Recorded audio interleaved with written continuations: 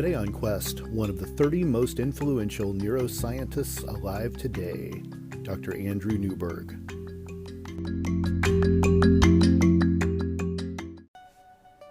Life is a quest for logic and reason.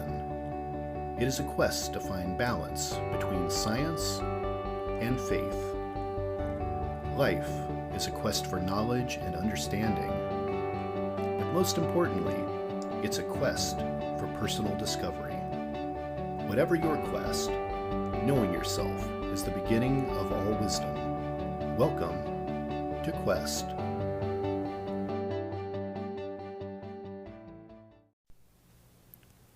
Hi everyone, I'm your host, Todd Fischer, and this is Season 2 of Quest. For those of you that might be new listeners, let me tell you a little about me. I'm the founder of Metacortex and the author of the best-selling book, Metacortex: The Grand Design. I'm a philosopher, a theorist, and a metaphysicist. I'm a perpetual pupil of theology and an expert in comparative religious study. I've also extensively researched the mind-body connection, anatomy, and physiology. I'm a researcher and a storyteller. And in order to tell this story, the research is necessary, and part of the research is the search. And that brings us to why I created the Quest podcast. A quest is a search for something, and this podcast will show you how we know what we know through interviews with people that have incredible stories of dedication and perseverance. To me, curiosity is part of what makes us human, and there's still so much we don't know. There's joy in discovery. It's what drives us. It's our quest.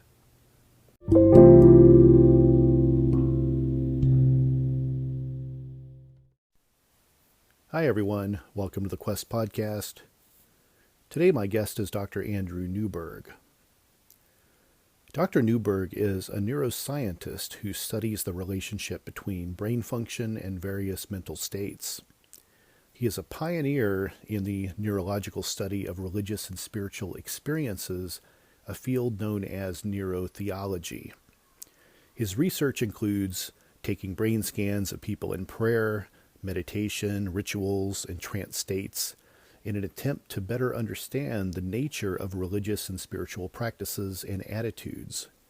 I hope you enjoy this information-packed interview. Hi, Andrew. Welcome to the Quest podcast. Thanks for having me on the program. I'm excited to interview you today. I'm very interested in your field of study. So for those that aren't familiar with Andrew, let me tell you a little about him. So you study the relationship between spirituality and the brain, which has Correct. become kind of known as neurotheology.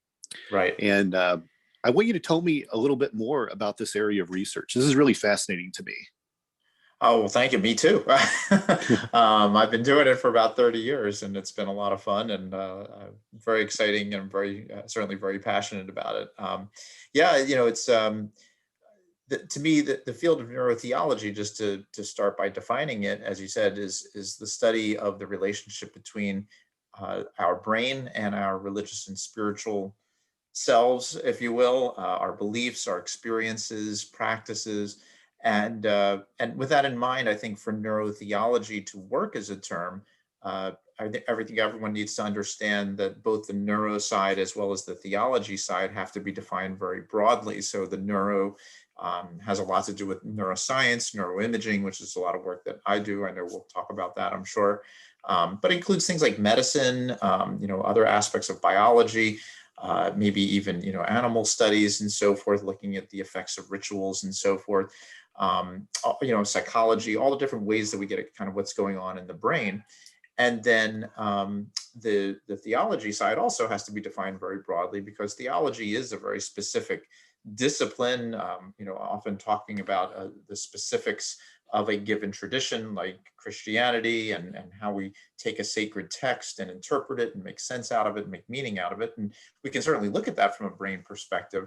But neurotheology also does take a look at, as I mentioned a few moments ago, the various practices, prayer, meditation, different experiences, beliefs, and so forth So, if you kind of keep both sides of neurotheology broad, I think it ultimately works as a term. And I think the last thing that I always like to say about neurotheology is that it's important, I think, for everyone to realize that it's really a true two-way street. So it's not just science looking at religion, it's not religion looking at science, but it's really the two of them kind of looking at each other with the ultimate goal of trying to understand who we are as human beings a little bit better and trying to understand all the different aspects that make us up. Absolutely. Yeah. Yeah, for sure. That is a brilliant definition of all of this. I want to know, how did you move into this field? Did you grow up spiritual or religious? How did you decide you wanted to pursue this? Well, I did not grow up specifically religious. I was raised in a Reformed Jewish household. I was bar mitzvahed, but that was kind of the extent of things. Um, but I just always had these very burning questions about the nature of reality. That to me was really the focus of my questioning, which was what's the real nature of reality? How do we know that? How do we know what reality is? And I was always, fortunately, encouraged by my parents to ask a lot of questions and to not really take, any simple answer without really thinking about it. And so, in fact, many times when I said, "Well, how do we know what reality is?" or "How do we know whether there's a God or not?" usually the question was thrown back at me. So, okay, that's a good question. Why don't you figure it out? And so, from a very young age, I really was asking some of these kind of big questions about how we think about reality, obviously, on a more simplistic level as a child, but started out thinking about the human brain and how our brain helps to shape our perceptions of reality. But as I did go through my training, as I got into college in particular, I started to realize that science, as wonderful as it is, seems to have certain limitations that really start to delve into fields like philosophy and religion and theology and so forth, and started to take courses in those kinds of areas as well. And then finally, kind of the big shift into this entire neurotheology piece occurred when I was actually in medical school, when I wound up really being very fortunate enough to find two wonderful mentors. One who was in the world of imaging, and we did a lot of brain imaging studies of Alzheimer's and depression and so forth. And then the other was actually a psychiatrist by training and also an anthropologist. He had a PhD in anthropology. And he had been exploring the same kind of questions that I had from, going back to the 1970s, really. And the proverbial light bulb went off in my head, and I said, well, wait a minute, if we're using brain imaging to study Alzheimer's disease or depression, why can't we use it to study religious or spiritual attitudes? And that was, at least for me, what really kind of set off this whole investigation over the last 25, 30 years of exploring all these different practices and how they affect us and so forth. But also thinking about the very profound implications in terms of theology and philosophy. So again, to me, the whole field really ranges from very practical stuff, like can you use meditation to help reduce anxiety, to very esoteric stuff. What is the nature of reality? Is there free will? All these kinds of really exciting questions. Yeah. Yeah, the nature of reality, free will, these are all really interesting things, but all for a different podcast, probably. Each one could be its own, I'm sure.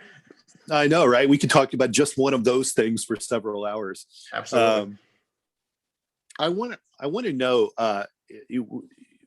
so how is neurotheology studied? What kind of technology is used with this? And then how do you choose a group to participate in a study like this? Yeah, so as time has gone on, we have really tried to use a lot of different techniques. In fact, one of the books that I wrote called Principles of Neurotheology back in 2010, one of the principles was we've got to use a lot of different techniques to explore this. So some of the more well-known ones include things like functional MRI, functional magnetic resonance imaging, positron emission tomography, which is PET imaging. One of the ones that I've used a lot is called single photon emission computed tomography, or SPECT imaging. And most of these are looking at functional changes that are going on in the brain, changes in blood flow, changes in different neurotransmitters. And so these are wonderful ways of just seeing what the brain is doing. And so we've applied those kinds of techniques to study different religious and spiritual practices and experiences. So somebody might come in and do a meditation while they're in a scanner. One of the things that's exciting about how SPECT imaging works, which is what we've used a lot, is that it starts by putting a little intravenous catheter in a person's arm, and then you can kind of run this fairly long IV line away from the person. And then what you do is you inject the person at a particular moment in time. So they can be standing, they can be seated, they can be moving around even, as long as they don't yank this IV out of their arm. And then you inject them at some time. But what happens is that tracer gets, what you're injecting with is a tracer that gets up into their brain in a couple of minutes and then stays there. It basically gets kind of locked in there, so to speak. So it captures a snapshot of the brain at a particular moment in time. And that allows us then to say, okay, this is, when we put them into the scanner to capture to sort of develop the picture, if you will, it tells us what their brain was doing while they were doing a prayer practice or meditation or whatever it is that they were doing. So there are, a lot of interesting techniques to be using. And one other thing, which I think is really important to mention, though, is that as much as we can use all these really fancy technological approaches to measuring spirituality, one of the most basic things that we need to do is look at the phenomenology of it, which means that we need to ask questions to the people who are doing these practices and find out what they're feeling and what they're experiencing. Because no matter what I see on a brain scan, if I don't know what the person is actually doing or feeling,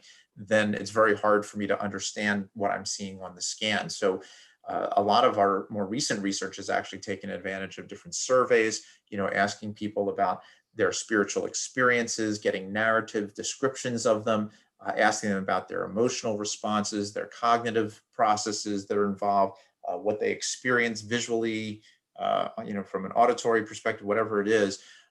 So, really trying to measure this, so to speak, in a lot of different ways and recognizing full well that it is a highly subjective experience, but something that can also then be looked at in terms of the biology as well as the qualitative or the subjective part. So, and we keep looking for new methods as well. And, obviously there's a lot of interesting thoughts about what spirituality even is. And, is it something that just sort of derives out of our biology, or is it something beyond that in some way?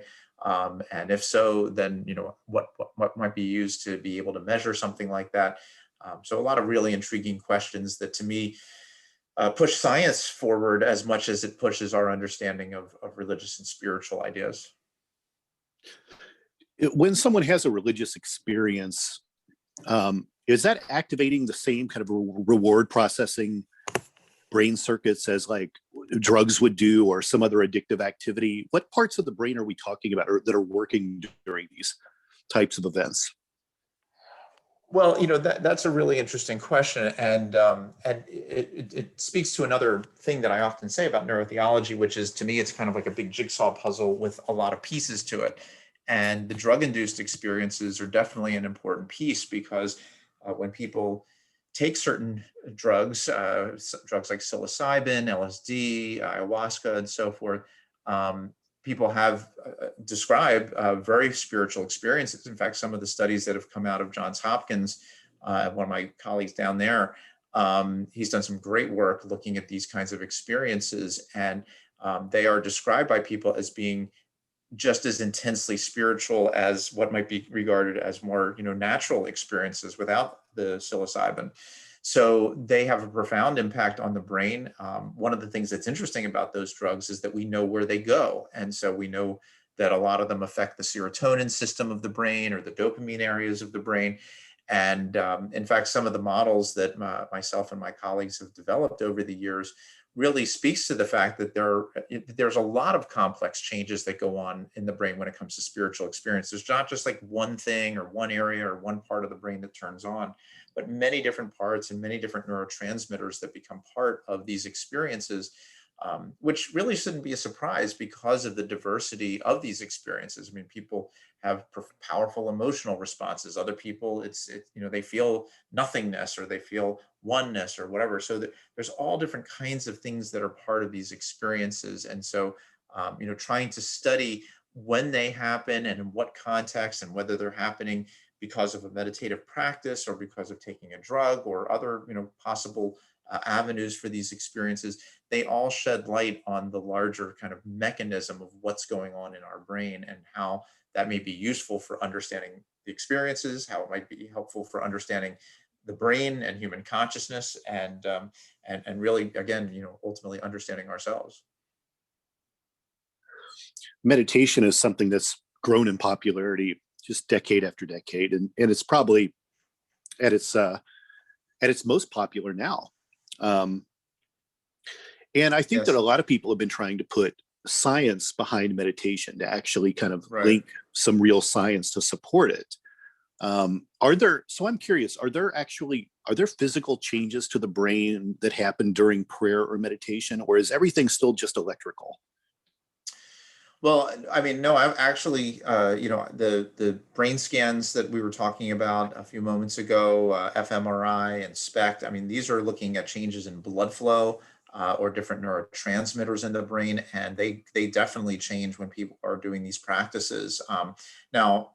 We actually wrote a paper on the taxonomy of different meditation practices. So some, even within meditation practices, there are so many different approaches, and some are more concentrative. You might concentrate on an image or a prayer or your breath, for example. Others are, you're just trying to clear your mind of thoughts. So there are different mechanisms that we think are associated with these different approaches to meditation.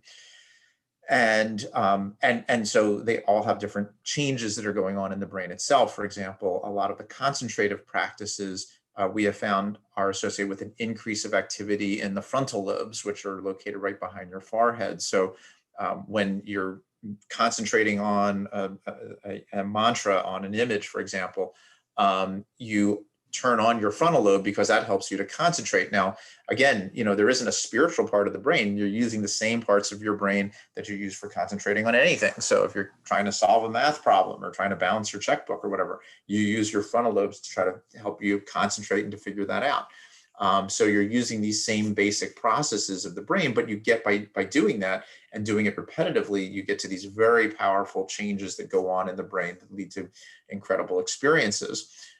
Now, in terms of your question, though, not only do we see changes functionally, but over time there are structural changes as well. And the analogy that I usually like to use is to think about meditation in many ways as a kind of, lifting weights or exercise for your brain. And what happens when you lift weights? Well, your muscles become stronger. You can lift more and more. They become more and more active, so to speak. They also become bigger. And some brain scan studies have actually shown just that the brain itself appears to be thicker, literally physically thicker in individuals who are long-term meditators compared to those people who are non-meditators.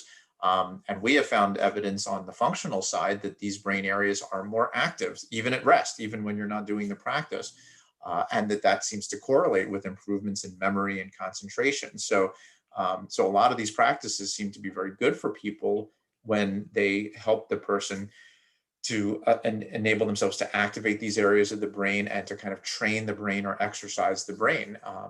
But like any exercise, things can also go awry. I mean, if you lift too much, you can pull a muscle, or you can strain yourself, or you can hurt yourself even. And so, meditation has to be thought of along the same lines. I mean, if you're just doing something very easy and basic, then usually there's not too much issue. But if you're really going to spend, hours working on these different practices, then there are some potential things that can go wrong with people, and people can have very negative experiences sometime. I mean, it doesn't happen very often, but it can happen, and that's just a whole other area of neurotheology that we're looking at now, which is to try to understand these kinds of negative sides of these practices, as well as negative sides of religion and spirituality. When people join cults and become terrorists and so forth, what's going on that leads them down those paths, as opposed to other people who really derive a lot of benefit and help to contribute positively to society and the people around them.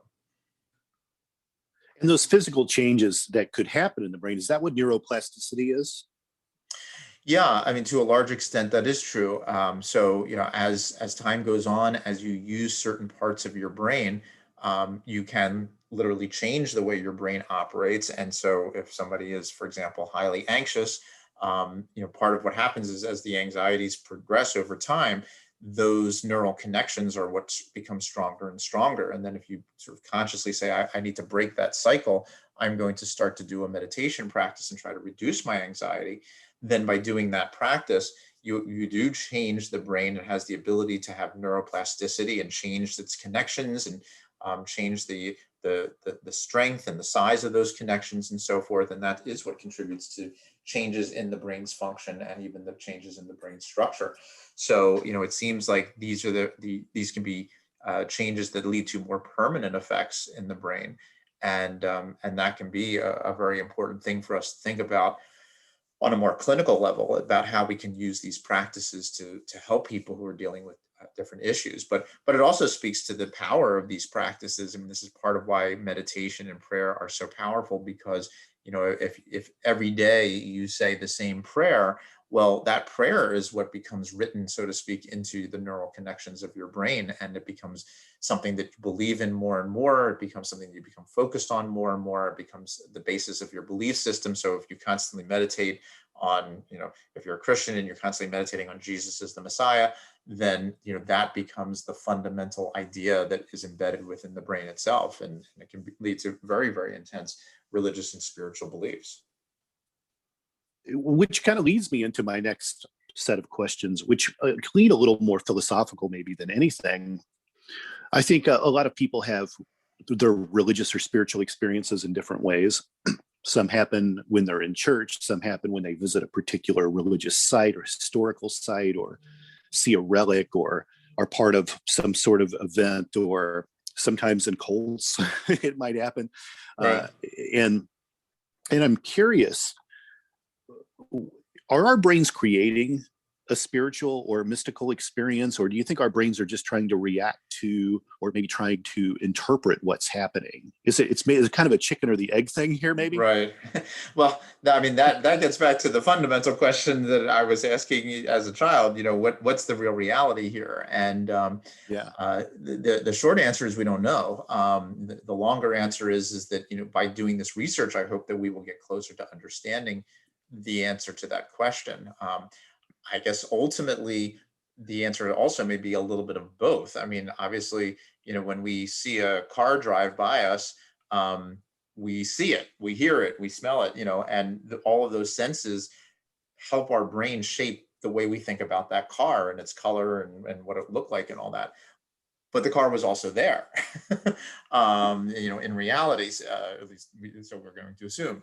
So, if that car is there, then the reality of it is created in our brain as much as it is created in the external reality. And so, and of course, if you imagine a car, brain imaging studies show that you actually use some of the same basic brain areas as if you see a car. So, where reality begins and where reality ends, and how our brain helps to process that, is really quite a challenging question for us to try to figure out. And so, I think the most important thing, and this is one of the principles that I write about in Principles of Neurotheology, is to keep in mind that we have to be very cautious about interpreting the data. So, one of the things that I always talk about is that if I, do a brain scan of a religious individual who during prayer perceives that they are intimately in contact with God, what my brain scan shows is what's going on in that person's brain when they have that experience. It doesn't prove that God is in the room with them. It doesn't prove that God isn't in the room with them. We don't know, as you said, whether the brain is just purely generating that experience or reacting to something that's actually there.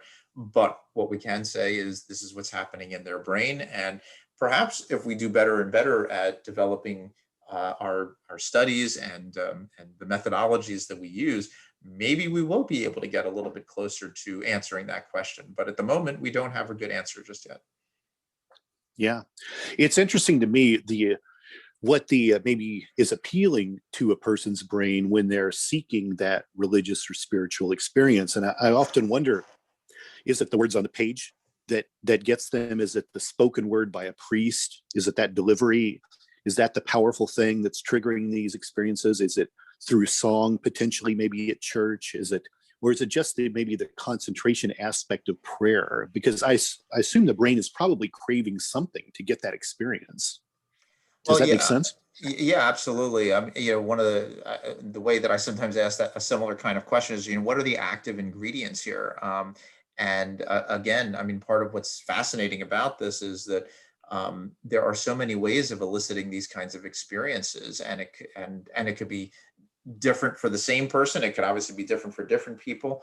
And no two experiences seem to be exactly alike. So, sometimes it could be just a phrase, or it could be seeing, a beautiful sunset, or it could be being in, going into some beautiful church or synagogue or mosque and having this incredible feeling from the sacred architecture.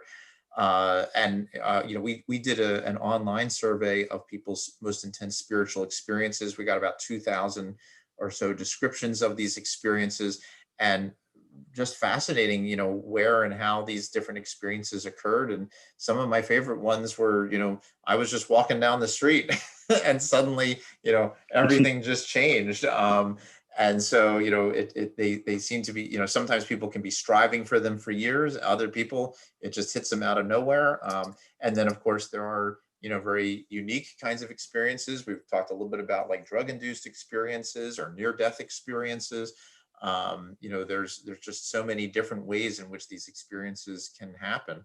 And trying to explore that and trying to understand that. What is the difference between those different kinds of experiences? Why do they seem to lead to similar kinds of feelings in terms of the intensity and so forth? I wrote a book called How Enlightenment Changes Your Brain, and some of the common elements that we distilled out of this survey were feelings of unity, a sense of oneness, for example, which actually has a lot to do with another area of our brain called the parietal lobe, which is located in the back part of our brain.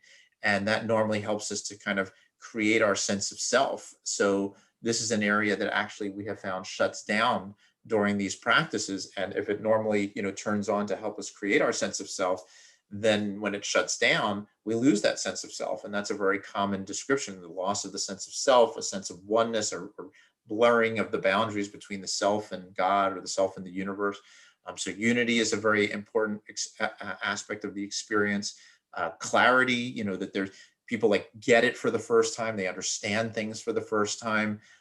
A sense of uh, a sense of intensity. These are always the most intense experiences that a person has ever experienced.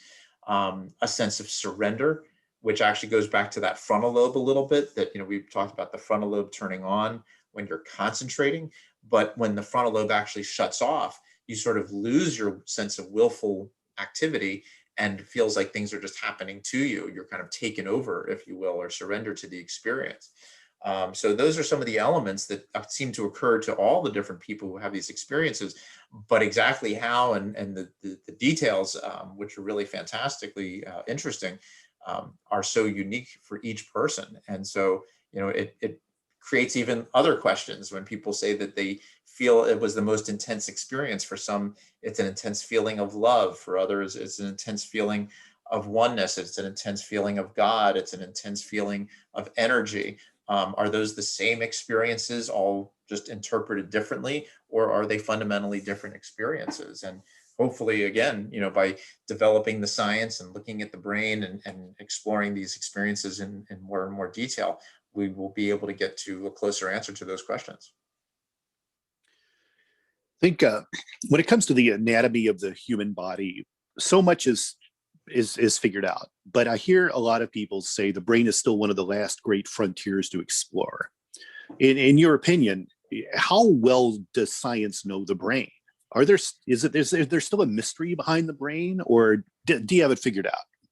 Oh no, it's I was just watching the old movie Young Frankenstein, and they asked him about the heart and the brain, and he's like, the heart is like a tinker toy compared to the brain. The brain is, we're just scratching the surface. We have made amazing leaps and bounds in terms of understanding the brain, but we don't even really, we don't understand some of the most basic thing. I always tell my medical students who I teach, go to look at the description of any drug that is supposed to affect us psychologically, an antidepressant or an anti-anxiety medication or whatever, and it will say somewhere in the description of the mechanism, we don't know how it works.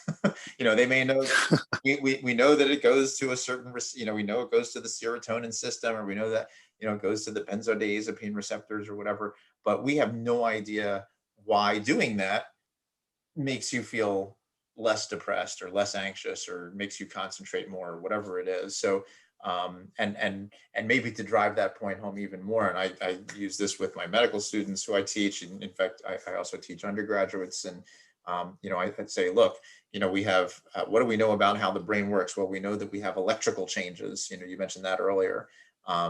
Which is based on sodium and potassium rushing in and out of the cell membrane of the neurons. You have neurotransmitters, acetylcholine and serotonin and dopamine, and all these bunches of different neurotransmitters that all get released. You have the blood flow that's going on. You have the metabolism that's happening, that's activating these neurons. You have all the millions and billions of neurons and neural connections all all working together. Where in all of that is our thoughts? Where exactly is it that we have a thought or an experience? And we don't have a clue. I mean, we really don't know.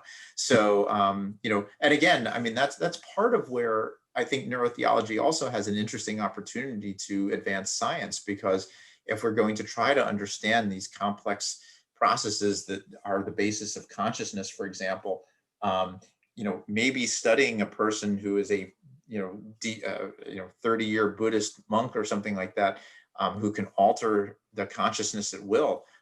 Maybe that's the kind of person to study, to look at how consciousness changes and to try to better understand what it is and how it's affected within the brain and so forth. But again, when we're just scratching the surface. Yeah. I think one of the most amazing things, for me with the brain is how you take in your information and how it's essentially printed into physical form. So you're seeing things, you're hearing things, you're taking in the information around you, and you're processing this almost all electrically. But at some point, it is actually being stored in the brain matter itself. And I think that's the most fascinating part of it all, is you're printing it into a real physical form at a certain point, but it all still comes just from nothingness, Right. I mean, that's why so much research has been done on like the visual system. I mean, that's a perfect case in point. I mean, a red light, why is it a red light? Well, the light, the wavelength of light that is emitted from a light bulb goes through your pupil, hits the back of your retina, hits these rods and cones. That generates a signal that travels through, certain parts of your thalamus, and then ultimately goes to your occipital lobe, the primary visual areas of the brain, and turns those neurons on. And then they connect with some other neurons that help you to actually put together a three-dimensional representation of the brain, of the world outside. And then you see red. But what you see is, what exactly does that mean? And basically everything that we experience is ultimately processed in some kind of way through the biology of the brain. And we really don't understand exactly how that happens or why we see the reality and the complexity of it the way we do. And of course, human beings are so remarkably different than pretty much every other animal that we know of on the planet, because, not only do we perceive a red light, but we can create red lights, and we can have them have meaning when we're driving a car, and then we can have horns and make use of sound, and then have music and ultimately religion and spirituality. So I mean, there's so many different things that our brain ultimately can do, and it is really remarkable how it all kind of comes together, and we use it so easily to make music or to just see the world the way we do. It's really quite remarkable that we do as well as we do. But again, those are the challenges for us to explore. How's the field of neurotheology going to evolve? What's next? Well, I think, there's certainly been just a general growth in it as a field. I hope one of the next steps is something that is a little bit more formal in terms of training. I get so many people who ask me about, can they get graduate degrees or a master's degree in it? And unfortunately, at the moment, there isn't, but we are working on that, on developing that kind of a thing. So part of it is creating the future, but part of it also is trying to figure out, where the next set of studies go, the next research goes.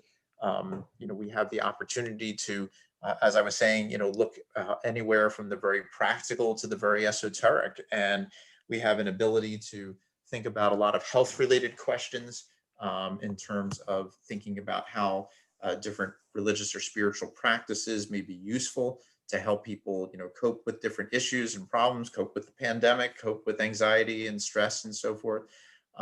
We have the ability to try to understand our biology better, as we were talking a few moments ago, how the brain works, how consciousness works. And so we're going to continue to explore that. We're going to continue to explore all the different kinds of experiences that people can have. And then to me, there are some really wonderfully exciting, more philosophical and theological questions. And I've been working with a number of colleagues trying to develop an exploration of different traditions. So one of the things that I hope that we'll be doing is exploring how neurotheology can be used to look at all of the major religious and spiritual traditions, Christianity, Judaism, Islam, and so forth, and try to understand where that intersection actually can be. You've written, 10 books? Is that right? 10 books, 11 books? Yeah, about 10 books now. I have a note that they've been translated into 16 languages, which is very impressive. Oh, well, thank you. Yes, I'm excited about that because, it makes sense to a certain extent because there's religious and spiritual people all around the world. So it's great to be able to think about, getting this kind of information to everybody, regardless of where they are. I want to touch on a couple of the books, and maybe you can tell me a little bit about them. Because almost all of these, I believe, are available on Amazon and different places where you can buy books. But so one of your books was Why God Won't Go Away. Tell me a little bit about this book. Why did you write this one? Why God Won't Go Away was basically, that was really the first book that we tried to write that try to make this information available to the general readership. And it really talks a lot about some of our early work. And, the basic gist of it is the idea that our brain works in such a way that it makes religious and spiritual practices and beliefs a very sort of obviously fundamental part of humanity. And that essentially, unless the human brain changes in the way it works, that religion and spirituality are going to be around for a very, very long time, and hence God will not go away. You also have another book, Why We Believe What We Believe. And I think this is a very interesting one too, because I believe you introduce a study about an atheist and a person speaking in tongues. Tell me a little bit about this book. So that book really grew out of a lot of those basic questions about how we perceive reality. Why do we believe the things that we do? And we looked at the brain in that context, and we tried to explore our perceptual processes, which is we talked a little while ago about how we interpret the world out there, how colors and sounds and so forth come into our brain, and we put together a picture of the world around us.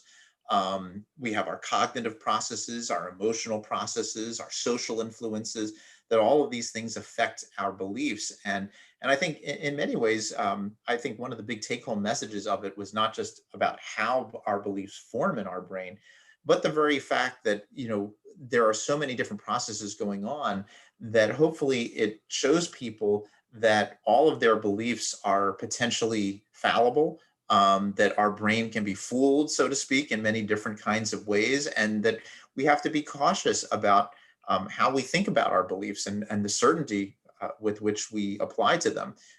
That perhaps, maybe, we're all really in the same boat. We're all kind of looking out on an infinite world with a very finite, a very faulty brain.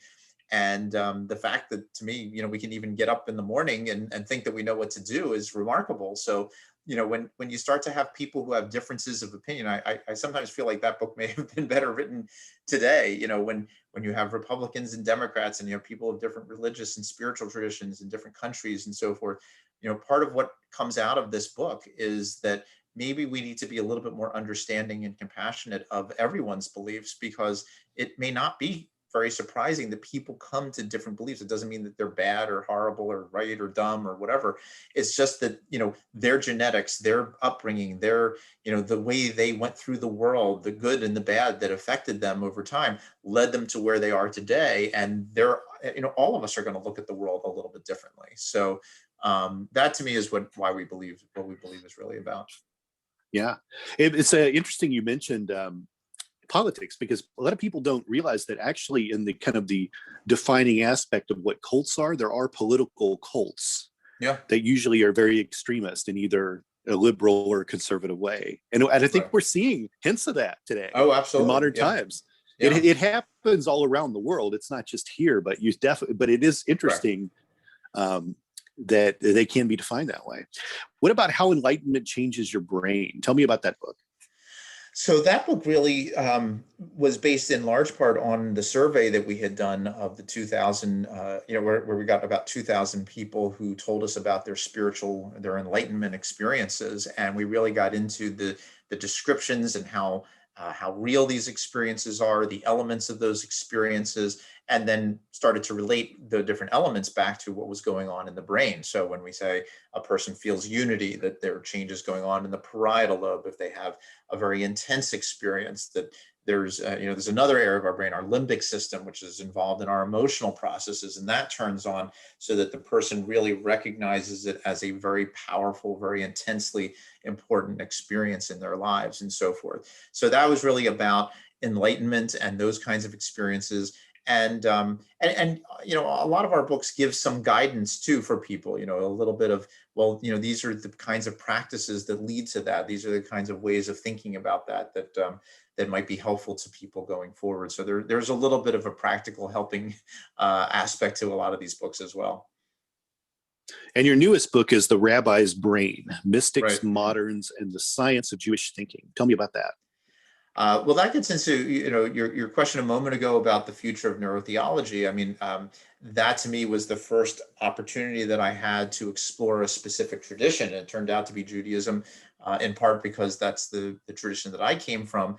But in part, it was who I knew as a colleague of mine in the Thomas Jefferson University, and he was a medical student at the time and a rabbi by training. And we connected and started to talk about Judaism and the ways in which we could understand Judaism from a neurotheological perspective. And out of that grew an entire book, sort of looking at a treatment of Judaism from the perspective of neurotheology and the different rituals and the practices, and how that has an impact on our brain, and how our brain has an impact on Judaism. So there was a lot of fun for me because of my own personal background. But as I also mentioned, I mean, this is leading me now to working with a number of other individuals in different traditions. So we're looking at Catholicism, we're looking at Islam, we're looking at Sikhism, Buddhism, Hinduism, and so forth. And we're going to try to apply, kind of use that same basic approach to not just understanding the Jewish tradition, but looking at every tradition. Because I think ultimately neurotheology is something that it has applicability to everybody's tradition. And at one point you asked me about an atheist, even to people who don't believe, what's going on in their brain? Why does somebody's brain decide that there is not a God, and how does that happen? And what are the similarities and differences? Can we understand that? And how do we think about that? And again, irrespective of whether you are a deeply religious individual or a deeply atheistic individual, we all have to recognize the power that religion has had over human history. And so trying to understand that, I think, is important no matter who we are. You think the brain is hardwired to some extent for there to be a belief in God? Well, going back to why God won't go away, I mean, that is kind of the argument that we make. The only caveat that I usually add in is that the term hardwired always makes me a little nervous, because it implies somebody might have done the hardwiring, which I'm not sure I would agree with or not at this point. But I think certainly the way the brain works and the way the brain is built, with all of its emotional and cognitive processing and experiential processing, that, again, unless the brain itself radically changes the way it works, that religious and spiritual beliefs and attitudes are going to be with us for a very, very long time. So in that regard, I think it very much is ingrained within us, and they work in synergy together, and that's why, I don't believe there's any evidence of a civilization that has developed in human history without some kind of religious or spiritual belief system. And so, there's always that drive, and even if you're an atheist, there's a desire to connect with the world. There's a desire to connect with other people, humanism.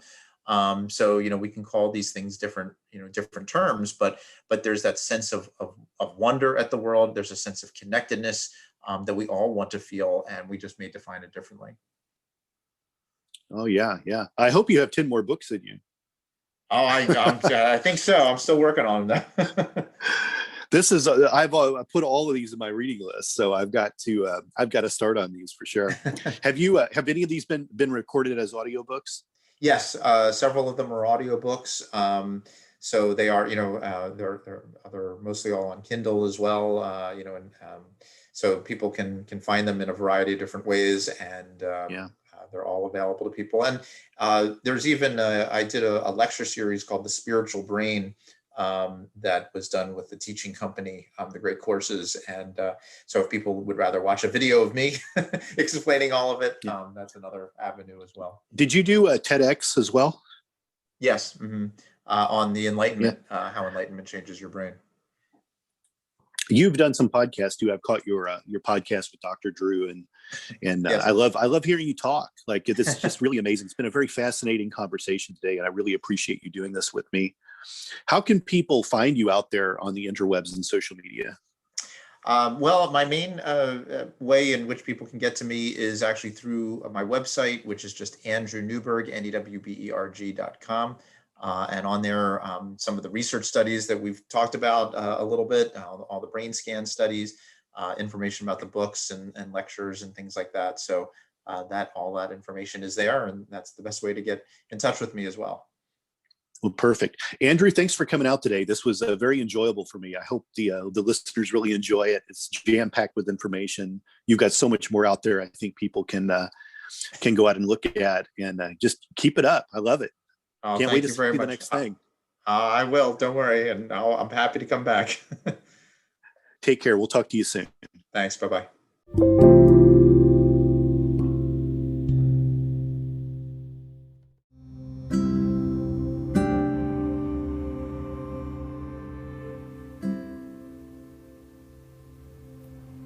There you have it. My interview with Dr. Andrew Newberg. Fascinating stuff.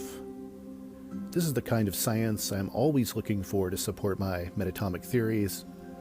I'm always happy to find scientists working to advance or sometimes even create new things like this. I hope you enjoyed it. We'll see you next week on Quest.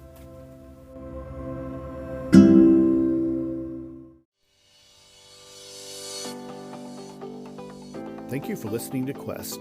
Please be sure to rate and review this podcast. This podcast is produced by Todd Fischer and distributed by Metacortex Publishing.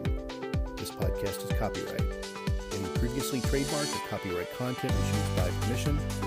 Be sure to visit the official website for the International Association of Metatomics at metatomic.org, or find us on social media for other unique content. And make sure to pick up a copy of the book that started a spiritual revolution, Metatomics: The Grand Design, available for sale online and at most major bookstores.